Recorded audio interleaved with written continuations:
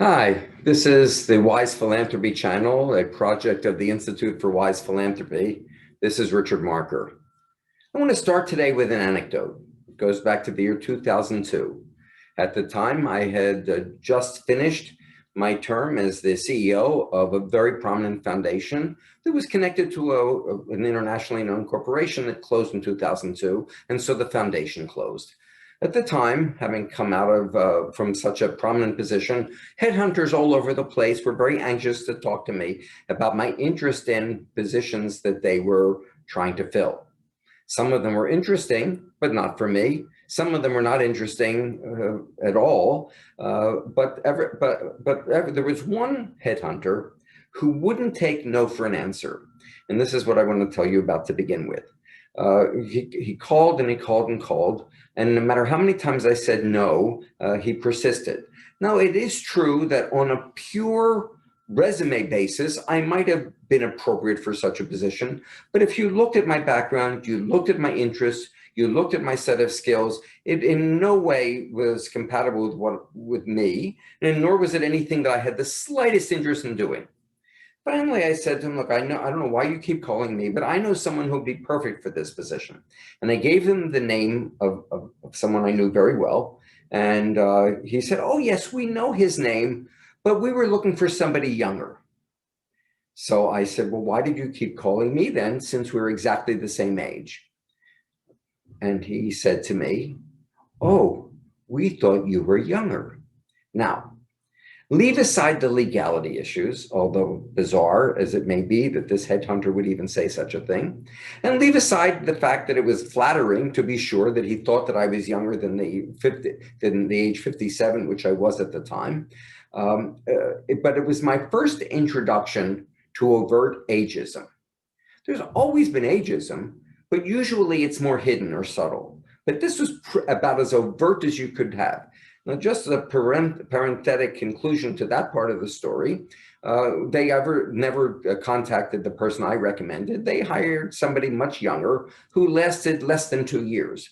Had they hired the person I recommended, they probably would have had 8 to 10 years of solid professional leadership of this organization. The organization struggled for years and unnecessarily, but it was a classic case of ageism coming into play inappropriately. And over the years since then, I've had my share of seeing ageism and experiencing ageism, usually less overtly, sometimes not so inadvertently. But I've seen, for example, speaking gigs that have gone to somebody clearly much younger than I am. Or advisory positions or consultancies, which clearly have gone to somebody much younger than I am. And in a couple of cases, people have said directly, well, we thought it would be a good thing to have a younger person because in our family, we have some younger people, and they might be able, and this is independent of meeting me, independently, that the younger person might be able to relate to our younger generations. Well, maybe so, maybe not so. And as time has gone on, I've become aware that I'm very often the old white guy in the room of philanthropy, the philanthropy meetings. So I recognize that it is there, often not conscious, but I'm aware that I fit into a new category. Now, I don't want to begrudge it. And it's important to state this before we get on to the more positive part. I don't want to begrudge it. After all, I was once upon a time the wonderkind. I was the young person. I was the new voice. I was had new insights. I was the one that everybody wanted to engage because of my youth, my energy, my innovative styles, and I'm sure that some people that were older resented that I was selected for things that they were not. But as I've gotten older, I see that people not only select people for certain positions, but I see that younger people are often celebrated for having insights that I might have written about 25 years ago or 15 years ago or spoken about even 10 years ago. But these people didn't know what I wrote. And they're presenting their ideas and their approach to philanthropy as if they're brand new. Now, I have to be careful not to begrudge that. Because after all, if you think about it, a professor who teaches Plato is going to try to encourage the same sets of insights every time he or she teaches that course.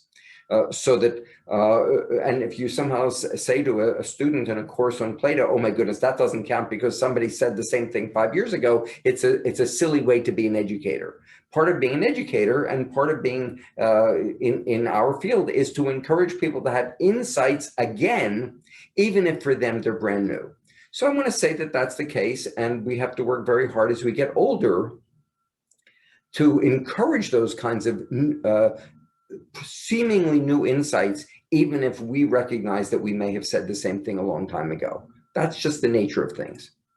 So now I'm going to shift to a much more up-to-date narrative and anecdote and tell you how that's changed my own thinking about what does it mean for me to be in this field at this time. Well, after a whole bunch of years of things winding down, boards on which I sat, I would be term limited off, taking fewer and fewer advisory or consultancy positions. I was, and even not being open to just taking any board position. This past spring, in this past March, I agreed to join a new board for the first time in a long time. And I had initially not been thinking of doing so, but I was so impressed with how this innovative organization, this relatively young innovative organization, responded to COVID-19 that I said, oh my goodness, I think that I want to be a part of this. And I'm delighted that they've invited me to do so.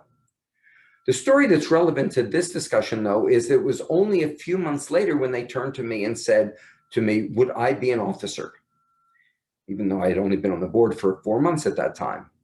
And when they introduced me as part of the slate, they introduced me as an elder in the field of philanthropy. And for the first time, somebody was actually referring to my seniority as a tremendous strategic advantage to the organization and to what I would bring to the table with this organization that otherwise was celebrating it's being a startup and being new and being innovative. And I was very flattered by that, but it made me realize that I had previously been I had not been considered, let me go back on that and say, I had not been adequately considering the value added of being an experienced elder in the field of philanthropy. I had looked as if I was becoming older, maybe even a has-been. But in fact, the opposite is the case. I bring, as people have told me since, I bring gravitas to the field. When I meet with a family, the fact that I have that experience means that everyone in the family can look and can listen to me with a level of seriousness that otherwise might not be there if somebody half my age were going to be in the room. Or when I speak, I can bring a breadth and depth of experience that somebody who is somewhat less experienced may not be able to bring to the table. And that breadth of experience can often inform decision-making and understandings in ways that somebody else might not be able to do. But more relevant is, I think the word is sagacity, wisdom.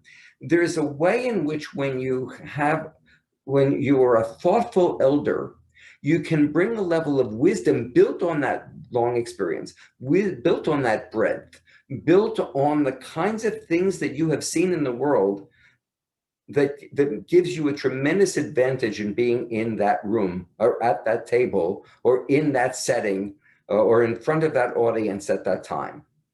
And so the process of being introduced as an elder has changed my whole perspective. So instead of somehow saying, oh my goodness, I'm a has-been, and I can look back fondly on some of the great experiences I've had, I've now turned that around and say, no, quite the contrary. At my age, my being an elder in the field of philanthropy is a strategic advantage. It's one that I want to cherish. It's one I want to celebrate. And it's one that I think gives me an opportunity to continue being a vital participant in this world in a way that energizes me and hopefully helps, informs, and educates the field of philanthropy throughout the world, as I've done for such a long time, going well into the future. Thanks very much for celebrating my being an elder, and for joining me and at this edition of the Wise Philanthropy channel, a project of the Institute for Wise Philanthropy. I look forward to seeing you soon again. Thanks very much.